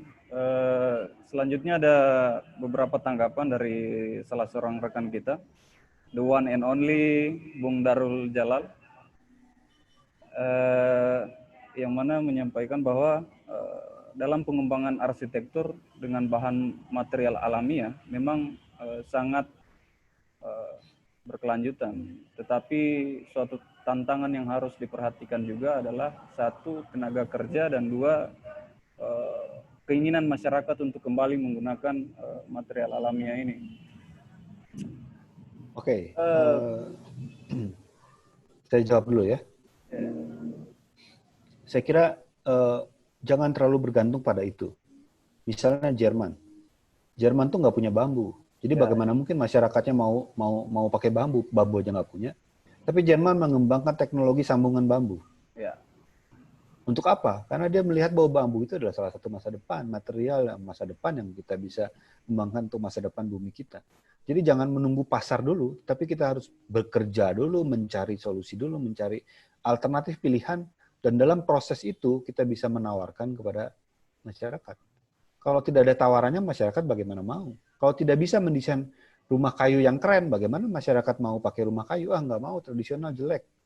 Kalau desainnya jelek, berbusa-busa, pakai material lokal, tapi desainnya jelek, mana mau masyarakat terima? Kalau kita menawarkan material kayu dan bambu, tapi 5 tahun ambruk, ya mana mau masyarakat pakai. Jadi kita harus mengembangkan dulu teknologinya, mencari bagaimana, dan terus bekerja. Ini PR kita bersama, saya kira. Dan PR-nya bukan PR masyarakat. Ini PR para arsitek, para sipil, para pengembangan material, dan lain sebagainya. Ya. Jadi PR bersama. Gitu. Penelitian yang harus terus dilakukan. Oke. Selanjutnya ada pertanyaan dari rekan kita, Marina Setia. Untuk Pak Yusing dan teman-teman, apakah ada yang tahu komunitas atau wadah yang di mana tempat kita dapat mengulik lebih dalam tentang material alami? Barangkali bisa dijelaskan di mana kira-kira lokasinya, tapi saya kira banyak sekali komunitas-komunitas yang demikian. Ya mungkin yang saya tahu ada komunitas bambu Nusantara misalnya begitu ya, di Facebooknya ada gitu, bisa di search aja di grup di Facebook gitu. Terus yang kayu saya nggak tahu ya apakah ada atau enggak. Cuman yang pasti PR kita masing-masing adalah menjaga kelestarian keragaman sumber daya alam di wilayah kita masing-masing. Saya tinggal di Cimahi di Bandung. Ya nggak ada banyak di sini, udah sisanya kota semua begitu. Teman-teman di Kendari itu masih sangat banyak, saya kira pilihan material alam yang bisa dikembangkan, misalnya di sekitar Kendari dan sekitarnya masih jauh lebih hijau lah dibanding di Jawa misalnya begitu ya. Saya belum tahu terlalu banyak komunitas ini, tapi mungkin di setiap kota ada lah orang-orang yang tertarik, cuman perlu dicari atau bahkan juga mungkin Marina bisa buat ya komunitasnya bersama untuk berkumpul. Entah melalui platform apapun untuk bisa punya ketertarikan yang sama dikembangkan bareng-bareng. Oke, saya kira jelas jawaban untuk pertanyaan rekan Marina. Saya kira sambil menunggu pertanyaan selanjutnya, Bung, saya ingin bertanya beberapa hal juga kepada Anda terkait dengan isu atau tema kita dalam kesempatan kali ini, yakni reposisi arsitektur. Saya kira situasi pandemi COVID-19 ini secara tidak langsung telah mengantarkan kita di dalam situasi di mana perekonomian global mulai terganggu dan dampaknya cukup besar dalam perkembangan ekonomi global itu sendiri. Nah, saya kira situasi ini memberikan ruang kepada kita semua, masyarakat secara keseluruhan, untuk kemudian merumuskan kembali pola ekonomi dan bisa saja merubah model pengembangan arsitektur di masyarakat.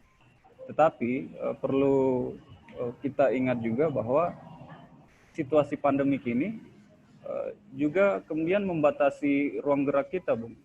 Jadi dengan kebiasaan masyarakat kita yang bersifat komunal, di situasi ini kita dituntut untuk mengurangi kontak sesama masyarakat. Nah, bagaimana kemudian Bung Yusing melihat situasi ini dalam pengembangan arsitektur di masyarakat dalam situasi pandemik COVID-19 ini? Ya, harusnya ini memberikan kesadaran holistik ya bagi kita ya, bukan hanya ini, tetapi juga hubungan manusia dengan alam. Saya kira lebih filosofis ke sana gitu.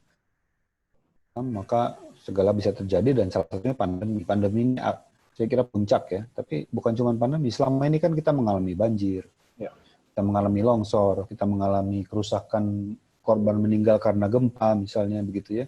Bukan gempanya yang membunuh, tapi bangunannya kan yang membuat banyak korban jiwa begitu. Kita mengalami bagaimana ekonomi yang tidak seimbang, yang timpang, yang senjang, sehingga di masa pandemi ini kelihatan sekali masyarakat yang miskin semakin susah karena tidak punya tabungan, masyarakat yang di atas masih bisa bertahan, kira-kira begitu ya. Rontok begitu ekonominya. Jadi banyak aspek secara holistik saya kira kita perlu koreksi begitu. Betul sekali, saya setuju pola ekonomi kita juga perlu berganti. Berapa besar perhatian pemerintah kepada pertanian? Sangat kecil. Padahal di masa sekarang jelas angkanya menyebutkan ekonomi yang masih bertumbuh di Indonesia ini hanya pertanian. Kalau pertumbuhannya 16%, yang lain semua drop, gitu, anjlok begitu. Ya jadi hal-hal seperti ini yang saya kira perlu lagi dikoreksi begitu ya, kepada kemandirian masyarakat kita dalam mengelola ekonomi yang tidak hanya bergantung kepada ekonomi-ekonomi yang tidak real ya, tapi harus bergantung kepada ekonomi-ekonomi yang real bersama masyarakat gitu. Jadi produk-produk yang ada yang langsung, bukan persoalan nilai tukar, saham dan lain sebagainya, tapi atau bergantung kepada material-material impor begitu ya. Beberapa negara saya kira kesulitan karena ekspor impor tutup gitu. Jadi banyak negara-negara yang saya kira nggak punya materialnya sendiri atau sumber daya barangnya sendiri akan kesulitan ya untuk bisa memasok kebutuhan dalam negerinya begitu. Ya saya setuju dengan itu. Jadi kita perlu mengkoreksi ini semua. Dan pada akhirnya mungkin kita juga diajak arsitek juga untuk bisa lebih selain persoalan dengan alam juga kita bisa lebih memikirkan bagaimana peran kita bisa lebih luas, bukan hanya di urusan tentang membuat bangunan saja. Saya kira arsitek punya bekal cukup banyak dalam banyak aspek ya, untuk memikirkan pola berpikir, mencari solusi, dan banyak hal begitu. Jadi di masa-masa ini juga saya kira kita perlu mengkoreksi banyak hal bagaimana kita bisa bertahan begitu. Oke, terima kasih tanggapannya, Bung. Selanjutnya ada pertanyaan dari rekan Nurmia Mia kepada Bung Yusing. Bagaimana unsur alami, bagaimana unsur bahan alami sekarang diberdayakan dalam bahan bangunan yang tahan bencana, mengingat unsur alami ini sangat kuat akan air, tanah, dan udara, serta mendukung pelestarian lingkungan. Ya ini saya kurang paham ya kalimatnya. Tapi kira-kira memang material alami sebetulnya lebih responsif terhadap bencana ya. Tentu bencananya apa dulu? Kalau bencana gempa, udah jelas material alami itu jauh lebih fleksibel. Ya. Fleksibilitas struktur ini yang membuat beban tidak terlalu melawan energi gempa sehingga dampak kerusakannya lebih sedikit dibanding material-material yang kaku yang tapi tidak tahan terhadap energi gempa. Dia melawan energi gempa, tapi kalau ketika ambruk maka dampaknya parah begitu.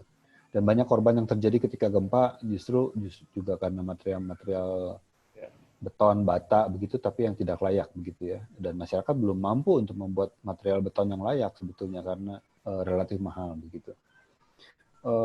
Kalau bencana banjir misalnya, semua berkontribusi ya, bukan hanya material beton, tapi material kayu pun kalau bikin bangunannya terlalu besar, menutup tanah, tidak ada resapan, itu pun juga sama ya. Jadi tergantung bencananya apa. Kalau bencananya angin ribut misalnya, saya nggak tahu di Indonesia seberapa banyak, ada tapi tidak terlalu banyak ya. Mungkin malah perlu material yang berat, perlu material beton mungkin untuk bertahan supaya bangunannya tidak terlalu terpengaruh dengan angin kencang misalnya. Jadi tergantung konteks bencananya ya. Oke, saya kira barangkali berkaitan juga dengan terma yang diperkenalkan oleh Profesor Yosef, Bung, yakni struktur goyang yang ada di arsitektur Nusantara, yang mana struktur ini bisa tanggap terhadap situasi geografis dari wilayah Nusantara. Oke, selanjutnya ada pertanyaan dari rekan kita, Ade Irsad. Saya langsung bacakan saja bahwa sebagaimana kita ketahui bahwa pada 2050, 60% dari penduduk dunia akan tinggal di kota. Dan melihat situasi tersebut, kampung vertikal merupakan salah satu opsi dalam menghadapi situasi tersebut. Ya, kemudian bagaimana kita mengedukasi masyarakat dalam mengubah mindset mereka untuk tinggal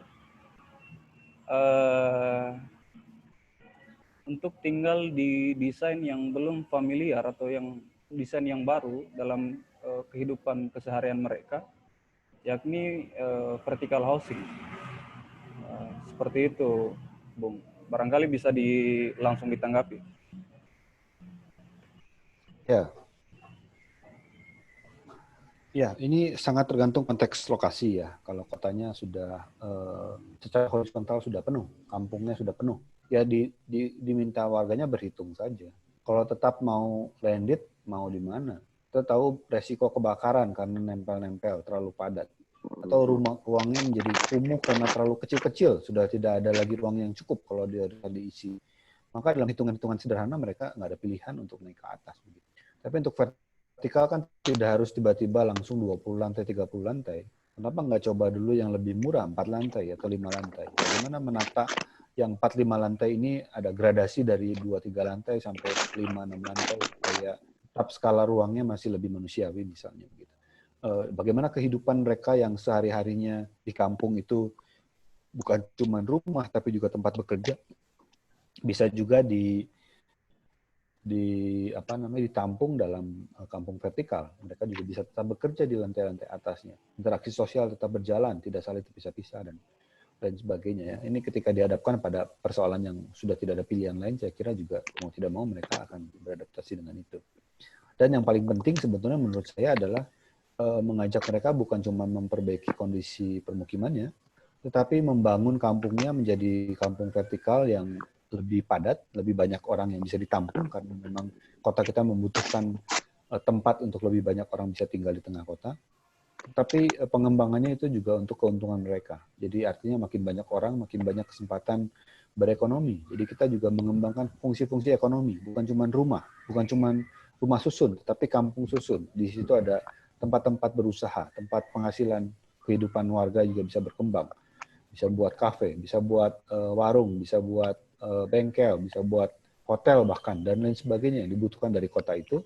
Dan itu semua untuk keuntungan masyarakat. Jadi kalau masyarakat bisa mendapatkan itu, maka saya kira akan lebih setuju mereka untuk dikembangkan kampungnya menjadi kampung vertikal agar secara ekonomi mereka juga mendapatkan penghasilan yang lebih banyak.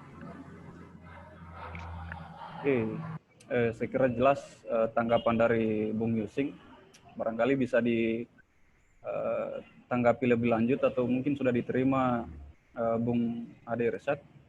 Selanjutnya ada pertanyaan dari Bung Takim. Saya langsung bacakan saya pertanyaannya. Kita tahu keberlangsungan pembangunan kota-kota di Indonesia saat ini sangat pesat. Tumbuhnya kawasan-kawasan industri, perdagangan, wisata, dan perumahan adalah bukti nyata dari kemajuan peradaban. Hutan selalu menjadi korban utama dalam fenomena ini. Di Kota Kendari, banjir sudah mulai terjadi, salah satunya yang paling besar pada tahun 2013, yang mengakibatkan banyak sekali dampak kerusakan yang ditimbulkan. Kemudian bagaimana masalah banjir sering sekali terjadi di Kelurahan Lepo-Lepo, khususnya di daerah Wanggu, karena kawasan ini dekat dengan atau merupakan jalur dari Sungai Kaliwanggu. Sungai Kaliwanggu ini sering kali meluap, dan ketika tidak mampu lagi mengalirkan aliran air ke laut. Ketidakcepatan pengaliran air ke laut disebabkan karena arah pembangunan Kota Kendari yang masih kurang memperhatikan dampak lingkungan secara baik.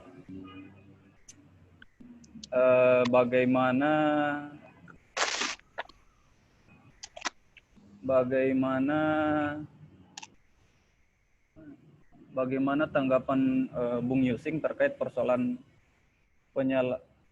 persoalan banjir, perlukah nantinya setiap rumah membangun dengan menyumbangkan lahannya sebagai lahan resapan atau Ini saya share screen udah keterima ya?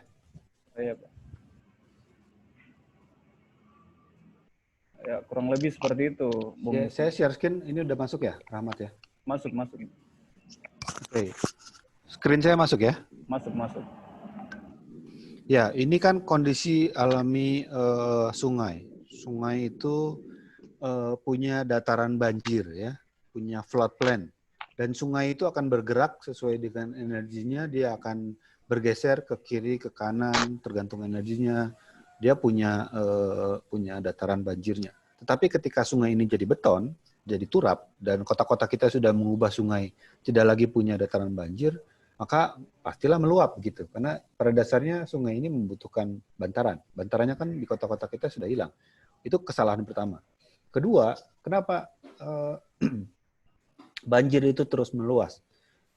Ini contoh bagaimana banjir itu sebelum ada pembangunan yang terlalu banyak, banjir hanya mengisi dataran banjirnya saja, sempadannya saja, yang bagian tengah ya. Tapi begitu sudah pembangunan di mana-mana, maka banjirnya menjadi luas, floodplain menjadi lebih luas begitu. Dan setiap saat floodplain ini akan terus berubah seiring dengan pembangunan.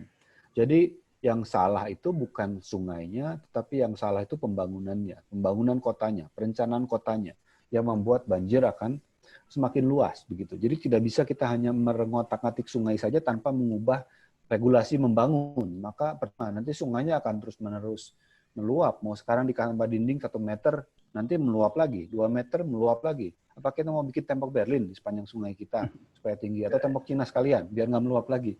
Kan nggak mungkin begitu. Jadi akhirnya kita harus mengubah akar masalah kita adalah pembangunan kota. Karena itu pembangunannya harus diubah. Bukan hanya menyalahkan masyarakat yang tinggal di pinggir sungai. Tetapi kalau masyarakat yang pinggir sungai mau diubah, maka kita juga perlu membantu betulnya bagaimana air bisa tetap ditampung, sementara warga bisa tetap tinggal. Kita bisa belajar kalau ini contoh di Pahandut ya. Pahandut kampungnya berupa kampung. Dia pasang surut setiap hari karena air laut. Ketika air sungainya pasang, maka kampungnya di atas aman-aman aja. Jalan juga, jalan-jalannya aman-aman aja. Ketika surut, dia mendapatkan halaman bermain, lapangan upacara, anak-anak main layangan, dan lain sebagainya. Ini adaptasi mereka. Jadi, bukan berarti pinggir sungai tidak boleh dibangun, tetapi bagaimana pembangunannya bisa beradaptasi dengan kondisi alamnya. Dan kita tahu punya kampung Bajo, punya kampung airnya di Cina misalnya yang dipertahankan. Kira-kira seperti itu ya. Jadi persoalan kita adalah persoalan, nah ini contohnya di Papua, di Agats gitu. Tanahnya rawa-rawa, tapi rawa-rawa tidak ditimbun seperti di Jakarta yang dulunya rawa-rawa ditimbun jadi daratan. Ini tetap saja rawa. Ketika musim hujan penuh dengan air, tapi bangun dan jalanan aman. Atau kalau kita belajar jelas dari Kampung Bajo gitu. Nggak pernah ada masalah banjir kan di Bajo gitu. Ya kan? Jadi kenapa kita tidak belajar kepada mereka untuk beradaptasi dengan kondisi alam kita? Kotanya sudah berubah, tantangannya semakin lebih sulit, maka harusnya solusi-solusi yang dipikirkan solusi jangka panjang, bukan hanya solusi saat ini. Kalau solusi saat ini ya itu tadi, sungai terus-menerus dirusak oleh manusia, padahal Tuhan tidak pernah menciptakan sungai itu beton atau turap gitu. Sungai itu pada dasarnya diciptakan Tuhan punya bantaran, punya floodplain, dan dia alami, dan tempat hidup ekosistem, bukan tempat hidup beton gitu. Terima kasih. Oke, saya kira tanggapan yang sangat lengkap dari Bung Yusing. Saya kira selanjutnya sebagai pertanyaan terakhir dari rekan kita Mukrin, saya langsung bacakan saja bahwa di era modernisme saat ini kita digiring pada peradaban Barat, dan dampaknya adalah identitas atau kultur mulai terkikis, dan bahkan potensi besarnya kita akan kehilangan identitas kita secara ideologi maupun secara materi. Pertanyaannya adalah bagaimana kita sebagai generasi penerus untuk tetap mempertahankan identitas kita dan fokus pada aspek-aspek esensial dan tidak terjebak dalam arus peradaban. Karena kita tahu bersama bahwa tujuan terbesar di era saat ini adalah pada ekonomi dan sebagainya. Saya kira seperti itu, Bung Ising. Barangkali bisa ditanggapi. Mungkin saya pengen tahu dulu, Muci ini apa sih identitas kita itu yang disebut identitas kita yang berbeda dari Barat itu identitas apa? Mungkin boleh Pak Muci suarakan identitas apa yang berbeda? Mungkin yang kita harus pertahankan. Mana Pak Muci? Mungkin bisa menyampaikan agitasinya? Ya, barangkali ada. Ya, karena begini, kadang-kadang kan juga tidak serta-merta berubah dengan paksaan, begitu ya maksud saya. Ya. Ketika kita mengajak misalnya masyarakat kembali kepada nilai-nilai tradisi lokal misalnya ya, kembali lagi, mau nggak masyarakatnya? Belum tentu mau loh. Kita ajak yuk, kita kembali rumah kayu dan panggung misalnya. Di sana banyak kayu dari misalnya. Kita bangun rumah kayu dan panggung. Mau nggak? Belum tentu masyarakatnya mau. Ya kan? Artinya ada proses untuk kita bisa terus-menerus namanya kehidupan ini beradaptasi, berubah. Yang pasti ini cuma perubahan. Gitu. Tidak ada yang tidak berubah. Yang pasti dalam kehidupan ini cuma satu, perubahan. Selalu akan ada perubahan. Nah, bagaimana persoalannya kita beradaptasi dengan perubahan ini? Sebenarnya kalau dikomersialkan tidak apa-apa kalau komersial itu menguntungkan masyarakat. Dan memang harus mungkin perlu komersial. Tidak mungkin lagi barter misalnya. Tidak mungkin lagi dengan sukarela saling berbagi, saling membantu. Ketika masyarakat sudah miskin, bagaimana kita bisa gotong royong? Dulu kita punya nilai apa? Misalnya, esensi kita, identitas kita gotong royong. Sekarang, kalau kita mau mempraktekkan gotong royong, bisa nggak? Sementara masyarakat cari uang tiap hari untuk makan hari itu. Kalau dia gotong royong nggak dibayar, apakah dia bisa makan hari itu misalnya? Kan sudah berbeda kondisinya. Barangkali begitu. Silakan Pak Muci kalau ada tanggapan lain. Ini mumpung udah disuarakan. Pak Muci. Ya Pak, terima kasih banyak. Identitas yang saya maksudkan kalau era sekarang itu kan sudah masuk ke era modernisme. Jadi saya berpandangan bahwa sekarang kita masyarakat Indonesia atau bangsa Indonesia terjebak sama arus peradaban. Apa-apa serba hal-hal yang baru, namun yang dilupakan adalah bahwa sebenarnya ada hal yang menjadi karakter dari kita. Ada hal yang menjadi karakter dan semua berkesinambungan. Karakter apa itu? Karakter bangsa dia bukan bersifat yang material. Dari pola tingkah laku, pola pikir. Cuman yang jadi permasalahan steril itu? Kan manusia Indonesia sama manusia Amerika sama spesies manusia. Iya, tapi masing-masing punya identitas yang berbeda. Ada hal yang esensial. Cuman kalau saya berpandangan bahwa saya melihat kita terjebak sama bentukan.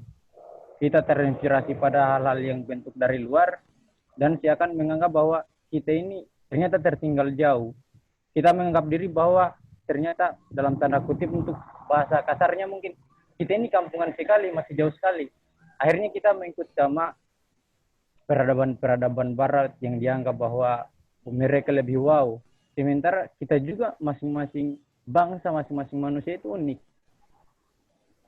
Dan realitas yang terjadi kan seperti itu. Kita terlalu fokus pada bentukan, bukan pada esensi. Ya, yang terakhir itu, ya betul. Terima kasih. Yang terakhir itu saya kira secara umum memang peradaban manusia ya begitulah ya. Yang kalau yang esensi itu nggak laku di sosmed itu, yang esensi itu yang ngelihat paling 10-100 ribu gitu. Tapi kalau yang receh-receh, yang sensasional itu bisa jutaan yang lihat gitu ya. Memang manusia pada dasarnya begitu ya. Tentang modernisme saya kira tidak bisa, memang eranya, sekarang eranya modernisme begitu. Eranya sudah era yang baru, bukan lagi yang seperti dulu. Apakah kita mau jalanan kita dipenuhi dengan kuda misalnya, semua naik kuda? Kan nggak cukup juga. juga nanti, ya kan? Bahkan nggak ada rumputnya untuk makan kuda sebanyak itu misalnya begitu ya. Jadi sudah ada perubahan yang pasti begitu. Betul, saya setuju, saya menangkap bahwa ada nilai-nilai yang positif bukan hanya di Indonesia, bukan hanya di Asia, Barat pun, manusia Barat punya nilai-nilai yang positif, jangan salah gitu. Mereka pun sama, punya persoalan yang sama. Tinggal PR kita bagaimana nilai-nilai positif yang ada pada masyarakat kita ini bisa tetap hadir, tetapi mau tidak mau kita juga harus adaptasi. Mungkin bentuknya bisa lain. Tadi soal gotong royong yang saya angkat begitu ya. Kadang-kadang sudah tidak mungkin lagi melakukan gotong royong karena kalau masyarakat diminta gotong royong, dia nggak bisa makan hari itu, dia harus ngojek. Kalau dia nggak ngojek, dia nggak dapat uang. Kalau dia nggak dapat uang, dia nggak bisa makan buat keluarganya. Maka gotong royongnya bentuknya akan lain misalnya. Kira-kira begitu ya, ada persoalan-persoalan yang memang harus diadaptasikan. Tapi ini di luar arsitektur sih saya kira, jadi akan terlalu panjang kalau kita bahas ya. Jadi silahkan kalau ada yang lain. Terima kasih tapi Muci untuk diskusinya. Ya, agitasi yang waktu lanjutkan luar biasa menggugah dari Bung Mukrin terkait dengan konflik kebudayaan. Saya kira waktu telah menunjukkan pukul 17.32 waktu Indonesia Tengah. Kita sudah sampai di akhir sesi tanya jawab. Kemudian sebelum lanjut pada sesi penutup, saya kira saya mengajak ke semua rekan-rekan peserta untuk mengaktifkan videonya agar supaya kita sama lokasi untuk bisa kita foto bareng lah, seperti itu, walaupun hanya sekedar di screenshot saja. Ya, barangkali kawan-kawan bisa satu persatu menyalakan videonya.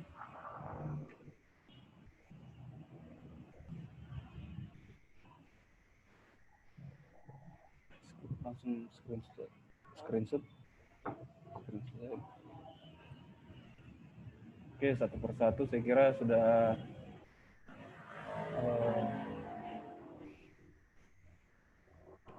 mungkin bisa kita sambil menunggu ya.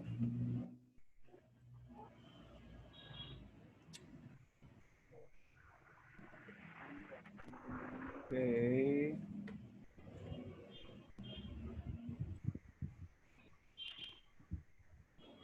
Masih agak loading.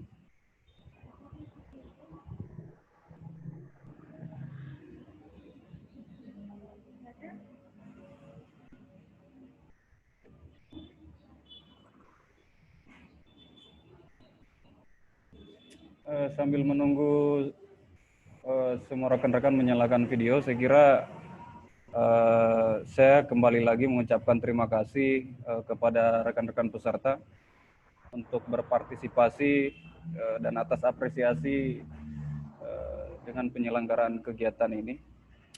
Kemudian sekali lagi saya ucapkan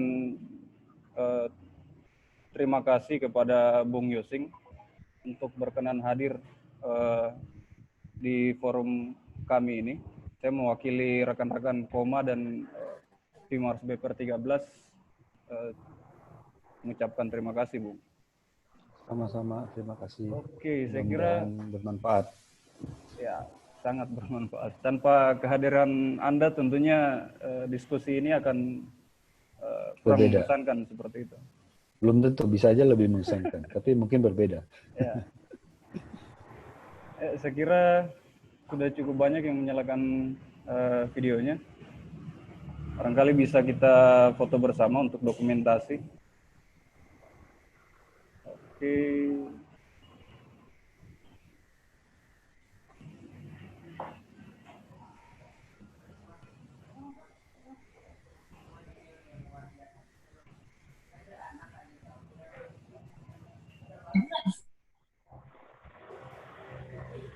Masing-masing bisa screenshot juga ya.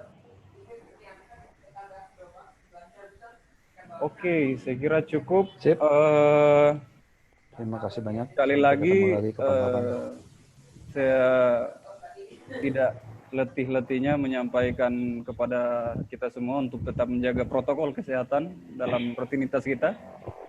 Dan lagi-lagi saya mengingatkan bahwa rekan-rekan penyelenggara telah membuka donasi untuk saudara-saudara kita di Masamba. Untuk informasi lebih lanjutnya bisa menghubungi kontak person. Saya kira demikian diskusi kita kali ini. Lebih dan kurangnya mohon dimaafkan.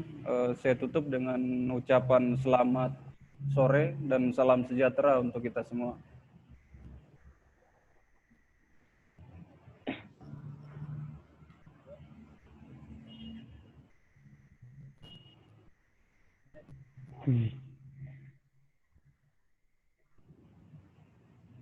Selanjut nih kan bang kita. Kira bigo pen keluar. Susah saya mati. Bagaimana saya keluar sini?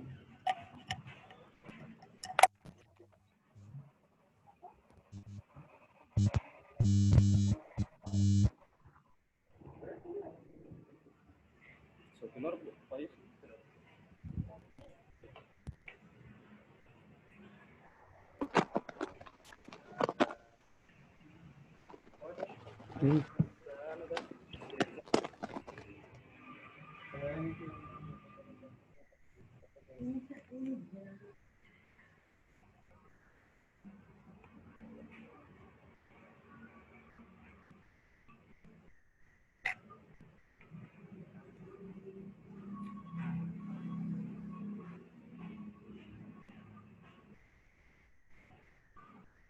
Iya sih kira-kira.